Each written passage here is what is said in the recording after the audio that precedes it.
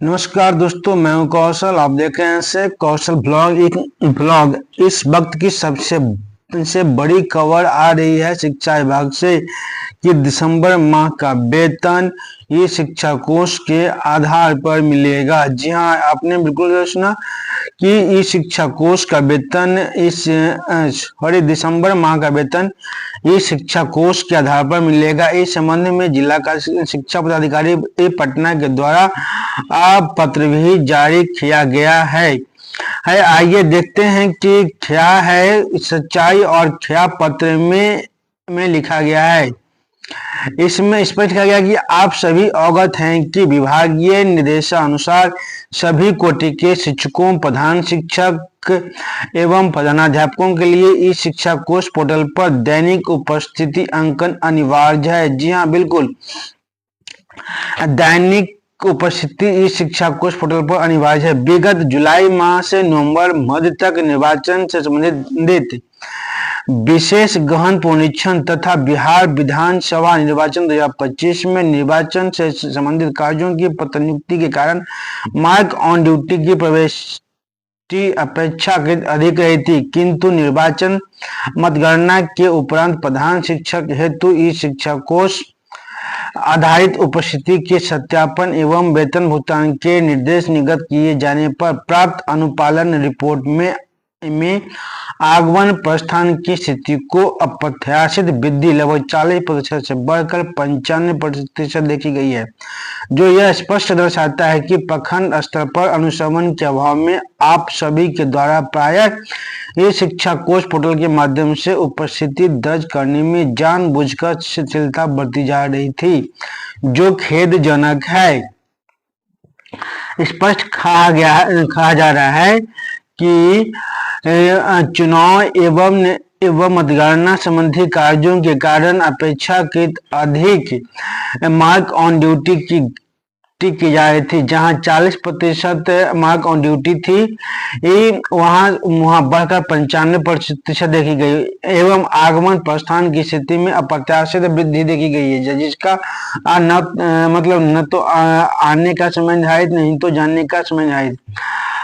और इसका यह भी दर्शाता है कि प्रखंड स्तर पर अनुश्रवण के अभाव में आप सभी के द्वारा प्रायः इस शिक्षा कोष पोर्टल के माध्यम से उपस्थिति दर्ज करने में जानबूझकर शिथिलता बरती जा रही है। जी हाँ, प्रखंड स्तर पर अनुश्रवण के अभाव में शिक्षकों के द्वारा जानबूझकर ऑनलाइन उपस्थिति दर्ज करने में शिथिलता बरती जा रही है, जो खेदजनक है। विद्यालय प्रधान सहित सभी कोटि के शिक्षकों को अपने अपने विद्यालय में नियमित उपस्थिति एवं समय पालन की स्थिति प्रथम दायित्व है। यह भी कहा गया कि विद्यालय प्रधान सहित सभी कोटि के शिक्षकों का अपने अपने विद्यालय में नियमित उपस्थिति एवं समय पालन की स्थिति प्रथम दायित्व है, ताकि गुणवत्तापूर्ण शिक्षा के दृढ़ संकल्प और निर्धारित लक्ष्य को प्राप्त करने में आप सभी के महत्वपूर्ण योगदान प्रदर्शित हो। यह भी कहा जा रहा है कि नियमित उपस्थिति और समय पालन की स्थिति प्रथम दायित्व है, ताकि गुणवत्तापूर्ण शिक्षा के दृढ़ संकल्प निर्धारित लक्ष्य को प्राप्त करने में आप सभी के महत्वपूर्ण योगदान प्रदर्शित हो। विभागीय निर्देशानुसार इस शिक्षा कोष पर उपस्थिति की अनिवार्यता के संबंध में विद्यालय प्रधान एवं प्रधान समूह एवं शिक्षक प्रतिनिधियों द्वारा यह आग्रह भी प्राप्त हुआ कि उक्त आशय का निर्देश प्रधान शिक्षक सहित सभी भी प्रधानाध्यापक और सभी कोटि के शिक्षकों के लिए भी निर्गत किया जाए, ताकि उपस्थिति एवं समय पालन का विद्यालय स्तरीय अनुपालन और अधिक सुदृढ़ हो सके।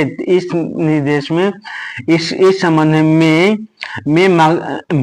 योगदान प्रदर्शित मार्गदर्शन शिक्षक प्रतिनिधियों द्वारा आग्रह प्राप्त हुआ था कि उक्त आशय का निर्देश प्रधान शिक्षक सहित सभी प्रधानाध्यापक और सभी कोटि के शिक्षकों के लिए भी निर्गत किया जाए, था कि उपस्थिति एवं समय पालन का विद्यालय स्तरीय अनुपालन और अधिक सुदृढ़ हो सके, ताकि विद्यालय स्तर पर शिक्षकों की उपस्थिति और समय का पालन विद्यालय स्तर पर और अधिक मजबूत हो सके। यह स्मरणीय है कि विभाग का पूर्व से ही स्पष्ट निर्देश है कि सभी शिक्षक ई शिक्षा कोष पर दैनिक उपस्थिति अनिवार्य रूप से दर्ज करें। यह आदेश पहले से ही है कि सभी शिक्षक ई शिक्षा कोष पर दैनिक उपस्थिति अनिवार्य रूप से दर्ज करें। साथ ही जिला पदाधिकारी पटना द्वारा निर्वाचन संबंधी सभी कोषांगों को समाप्त करते हुए संबंधित कर्मियों एवं शिक्षकों को अपने अपने मूल पदस्थापन स्तर पर योगदान देने हेतु आदेश निर्गत किया जा चुका है। जी हाँ, साथ ही जिला पदाधिकारी यानी कि जिला मजिस्ट्रेट के द्वारा जिला डीएम के द्वारा जो निर्वाचन संबंधी सभी कोषांग को समाप्त कर दिया गया है और सभी को अपने अपने मूल पदस्थापन स्थल पर योगदान करने के लिए ये आदेश निर्गत हो चुका है। इसके बावजूद भी कुछ प्रखंडों के शिक्षकों के प्रखंड स्तर कार्यालयों में अनाधिकृत रूप से कार्यरत रहने की सूचना प्राप्त हो रही है। ये भी आ रही है कि कुछ शिक्षकों के प्रखंड स्तर पर कार्यालयों में अनाधिकृत रूप से कार्यरत रहने की सूचना प्राप्त हो रही है, जो अत्यंत गंभीर एवं चिंताजनक है। यानी कि अनाधिकृत रूप से प्रखंड स्तर पर बीआरसी लेवल पर रहने वाले शिक्षक भी सावधान हो जाएं। जो है पत्र है, अज्ञात हो कि विभाग द्वारा निरंतर सरकारी विद्यालय में गुणवत्तापूर्ण शिक्षा प्रदान करने हेतु सतत प्रयास किया जा रहा है और गुणवत्तापूर्ण शिक्षा के लिए विभाग द्वारा निरंतर प्रयास जारी है, जिनमें आधारभूत संरचना के विकास के साथ साथ बिहार लोक सेवा आयोग द्वारा टीआरई 1, टीआरई 2 एवं टीआरई 3 के माध्यम से बड़े पैमाने पर शिक्षकों की नियुक्ति एवं स्थानीय निकाय शिक्षकों का सक्षमता उत्तीर्णता के उपरांत विशेष शिक्षक के रूप में योगदान प्रमुख है, जिससे विषयवार शिक्षक उपलब्धता के साथ साथ पीटीआर में भी अपेक्षित एवं उल्लेखनीय सुधार हुआ है, जिसका प्रमुख उद्देश्य दृढ़ संकल्पित होकर कर्तव्य निष्ठा एवं कर्तव्य बोध के साथ प्रत्येक बच्चे को गुणवत्तापूर्ण नियमित शिक्षा उपलब्ध कराई जाए, जिसके लिए शिक्षकगण की समयबद्ध उपस्थिति, शैक्षणिक सक्रियता, विद्यालय स्तरीय उत्तरदायित्व तो अनिवार्य है। अतः शैक्षणिक गुणवत्ता, अनुशासन एवं विभागीय लक्ष्यों की प्राप्ति में सभी शिक्षक से अपेक्षा है कि अपनी निर्धारित भूमिका का निष्ठापूर्वक निर्वहन करें। अतः